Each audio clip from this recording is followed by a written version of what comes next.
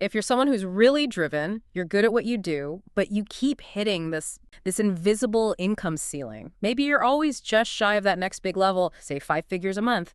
And no matter what new strategy you try, you just can't seem to break through. We really need to talk about this today, because chances are it's not actually about your marketing plan. This kind of block often goes deeper into your subconscious alignment. And today, we're aiming to unpack the source code behind that.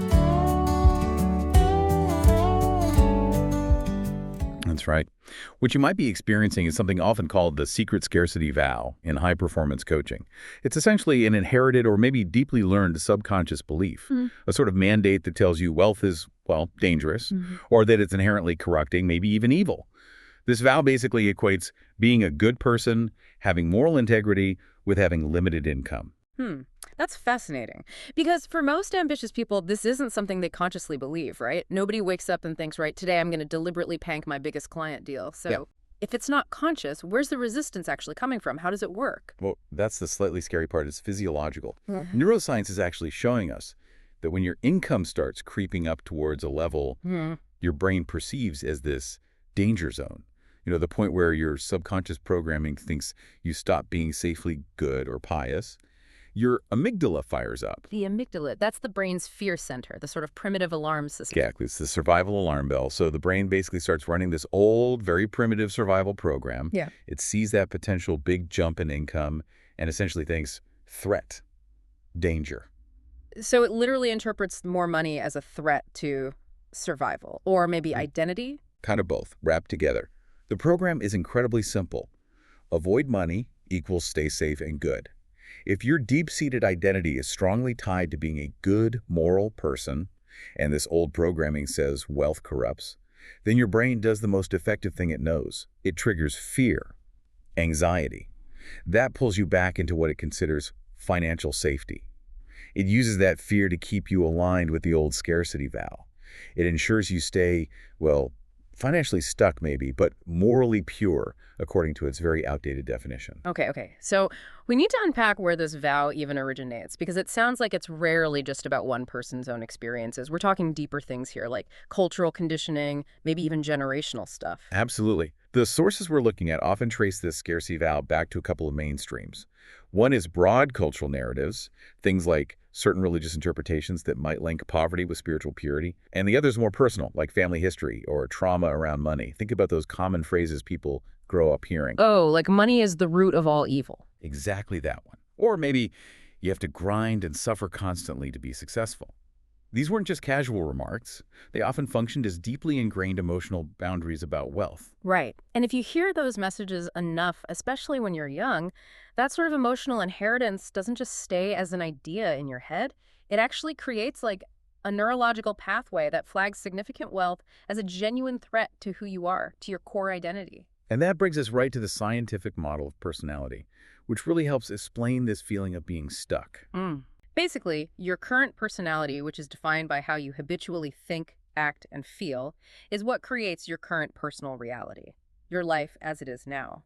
So if you want a different reality, a reality with more abundance perhaps, you fundamentally have to change your personality, not just your actions, but your being. And what really jumps out at me there is the sheer amount of repetition involved in just maintaining that old personality. The numbers are kind of staggering.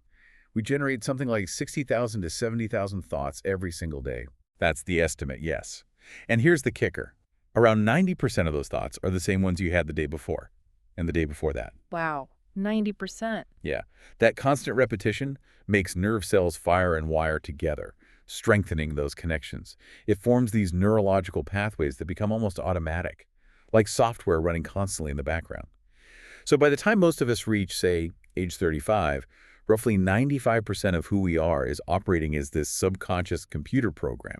It's a memorized set of thoughts, ingrained behaviors, and familiar emotional reactions. That 95% figure it's pretty confronting when you think about it. It suggests we're trying to achieve modern goals while running on code that might be decades old, often based on fear. And if that subconscious program includes this deep-seated scarcity vow, then it's going to run that program on autopilot. It'll try to keep you safe from the perceived danger of wealth, no matter how much your conscious mind wants success or financial freedom. And that's where the self-sabotage comes in, right? That pattern people notice. Exactly. The classic pattern. is earning just enough to get by, maybe even be comfortable, but never quite enough to truly thrive or feel exposed to that perceived moral danger of significant wealth. I've seen this so many times with clients and colleagues. They have a fantastic month, maybe land that huge contract they've been working towards. And then, almost like clockwork, something happens. A major client suddenly pulls out, or there's a massive unexpected tax bill, or their main piece of equipment breaks down, costing a fortune. Right. And it feels like the universe is conspiring against them. But it's often not the universe. It's that internal vow acting like an unconscious firewall. Your internal system is basically yelling, warning, approaching the zone of corruption, pull back to safety. So you might consciously send out an intention for abundance, but it's coupled with this powerful subconscious dread or unworthiness. And that feeling acts as a counterforce, effectively pushing the money or the opportunity away just as it gets close to triggering that old moral alarm bell. Self-sabotage is really just your protective brain following an old internalized rule. Okay, so if 95% of our behavior is programmed like that, it sounds almost impossible to change. How do you even begin to break that kind of chemical addiction to the old scarcity-driven self? That really is the crucial question, isn't it? The key seems to be moving beyond just intellectual understanding, moving from knowledge to actual lived wisdom. Knowledge is processed by the mind, but experience, real change, happens in the body. So to genuinely rewrite that subconscious program, you have to emotionally teach your body what your conscious mind now understands intellectually. You have to feel it. I see. So it's like the body is stuck in the feeling of the old vow, maybe feeling unworthy or anxious about becoming bad with money, even if the conscious mind is reading books about abundance. Precisely. We know from neuroscience that learning creates new synaptic connections. It literally changes the brain's physical structure. Just processing one new piece of information can double connections. But, and this is critical, if you don't repeat that new information, if you don't embody it through new actions and feelings, those new circuits prune apart very quickly. The biggest obstacle for most people is this mind-body opposition. Your conscious mind can think all the positive thoughts about wealth it wants. But if your body has been conditioned over years, maybe decades, to feel negative emotions connected to money like fear, self-doubt, guilt, unworthiness, then the mind and body are sending conflicting signals. They aren't aligned. And change just stalls. Right. So this means we can't just tweak our goals or our marketing. We actually have to reframe our fundamental relationship with money itself, our identity around it. This seems to be why that quantum reframe idea is so important. If the scarcity vow operates on the flawed premise that money is inherently moral, that it can corrupt you, we have to replace that with a different understanding. Money isn't moral. Money is simply an amplifier. Yes. This changes everything. Wealth doesn't magically transform your core character. It just gives you more resources and a wider reach to become more of who you already are. So if you, the listener, are already a generous person, someone driven by a mission committed to making a positive impact, then wealth will simply amplify that existing goodness exponentially. It gives you the power to fund those bigger initiatives, to build a lasting legacy, to give back in ways that were impossible when resources were limited. You're not trading your integrity for wealth. You're actually harnessing wealth as a tool for your goodness. Which logically means the core task is an identity shift. You have to consciously stop trying to manifest big success while still operating from that underlying scared self. The part that's subconsciously trying to protect its perceived purity by keeping you small or struggling. And instead, you have to proactively choose to step into and embody the identity of the benevolent millionaire. Exactly. And this isn't just wishful thinking. It requires some detailed internal work. We need to really define that new identity. What does the benevolent millionaire actually feel like day to day? They probably don't carry that same chronic low-level anxiety as the scared self. They aren't constantly worrying about being corrupted by success. Their focus shifts, maybe towards impact. They aren't nervously counting pennies because of fear. They're thinking strategically about legacy, about the good they can do. They've consciously anchored their relationship with abundance, not to fear or scarcity, but to their deeper purpose and their potential to create massive positive change. That completely reframes the whole purpose of earning more money, doesn't it? Your new guiding intention could become something like, money flows to me easily and consistently because I am an agent for good, and the more resources I have, the greater good I can actually create. And this seems to connect directly to what quantum physics tells us about reality creation. It does.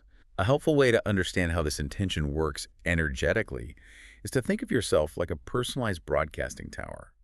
Your thoughts act like the electrical charge. That's your conscious intention, what you want. But your feelings, your emotions, act as the magnetic charge. That's the energy you're actually carrying and sending out. The combination of how you think and how you genuinely feel broadcasts a specific, measurable electromagnetic signature out into the quantum field.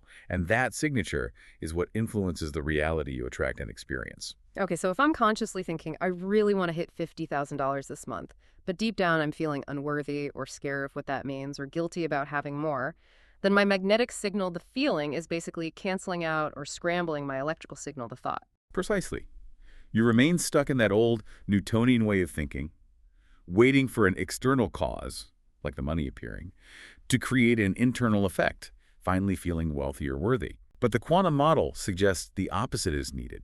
You have to cause an effect. You need to emotionally embrace the feeling of your desired future reality before it actually shows up in your life. You have to feel worthy of abundance now, even if your bank balance doesn't reflect it yet. You need to define yourself by a clear vision of the future, not constantly be defined by the emotions and limitations tied to your past experiences. Exactly right, because emotions are essentially records of the past. If you can't think and feel greater than your familiar emotional state, you are, by definition, living in the past.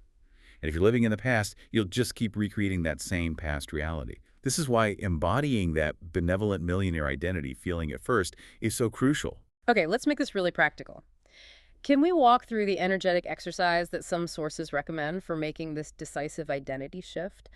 This sounds like the part where you actively decouple the money you desire from that inherited moral judgment. Yes, this is moving from just thinking about it to actually doing something energetically, embodying the change. It's about signaling to your body on a new level. Great. So step one is acknowledge the vow. You actually visualize the specific amount of money you want, maybe that income level you keep bumping up against. And right there, looking at that desired outcome, you consciously acknowledge the protective judgment you were taught. Like, if I have this much money, I'll become somehow impure or corrupt, or maybe people won't like me. You have to see the old belief clearly first. Okay. Then step two, locate the connection. You try to sense or visualize the energetic cord like a connection running from your heart representing your core values, your goodness, to that image of the money. And you notice how that cord probably feels. Maybe thin, maybe fragile, and definitely laced with that old fear, distrust, or moral judgment. You're essentially tuning in to that magnetic countersignal, the feeling that's been pushing the money away. Right. Now, step three, the energetic decoupling. This sounds like the key action. You visualize a powerful shield of pure, bright white light representing your innate, unwavering goodness and purity, and you place it firmly between you and the money. This light signifies that your goodness is untouchable. It cannot be corrupted by external things like money. Then you take imaginary energetic scissors and decisively cut that old cord of fear and moral judgment connecting you to the money. A clean cut. You're literally telling your body, your subconscious, through imagery and intention, my fundamental goodness is entirely separate from my financial status. Okay, makes sense. And finally, step four, the re-anchor. The money image is still there, but that old fear connection is gone. Now, you visualize a new connection. This one is different, maybe a thick, strong, brilliant golden cable. This represents your amplified purpose, your potential for service. And you anchor this powerful golden cable from the money, not back to your personal fear or worthiness issues, but directly to your mission, to the positive change you want to create in the world. You're consciously choosing to link wealth to being an agent of good. Exactly. And it's the intentional, repeated practice of this kind of process feeling the shift that starts to signal new genes in new ways. It's how you begin to biologically, energetically rewrite your programming away from that limiting scarcity vow. But we really have to touch on the internal commitment this takes. Because the hardest part of making any significant change, it often comes down to simply choosing not to make the same choice you made yesterday. And knowing that your body, your chemistry, will likely fight back. Oh, absolutely. Once you start breaking that chemical continuity of the old self, the familiar thoughts and actions that generated those comfortable, even if negative feelings like unworthiness or struggle, or your body will often crave those feelings. It's like an addiction. It'll send subtle signals up to your brain, influencing your thoughts, whispering doubts. Like, this new feeling feels wrong, or it's too hard, why don't you just start this tomorrow, or you'll probably just fail anyway, so why bother? Precisely. That feeling of wrongness or discomfort isn't usually a sign you're on the wrong path. It's often just the feeling of familiarity fighting to survive. The body has literally been conditioned to be the mind of the old self. and it can get addicted to its own familiar emotions, even suffering or lack.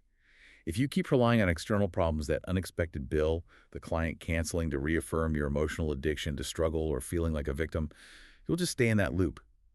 Truly changing requires being willing to step into the unfamiliar territory of being that benevolent millionaire, which inherently means allowing the comfortable, familiar, scared self to metaphorically die. So wrapping this up, what does this really mean for you listening right now? Especially if you're that high-value person, feeling stuck, seeking that breakthrough. We've explored how you actually have the biological machinery to change your future, primarily by changing your present state of being, that electromagnetic signature you're broadcasting. And considering how addictive the hormones of stress can be, how people often unconsciously use external problems to justify staying in familiar emotional states. Here's a thought to leave you with. What old negative emotion maybe it is, that fear of corruption, or maybe it's a deep feeling of unworthiness or even resentment towards those who are wealthy, might you be holding on to simply because, on some level, it feels familiar and therefore safe? And perhaps more importantly, how much good, how much positive impact are you preventing yourself from creating in the world by choosing that familiar, comfortable feeling over embracing your amplified purpose?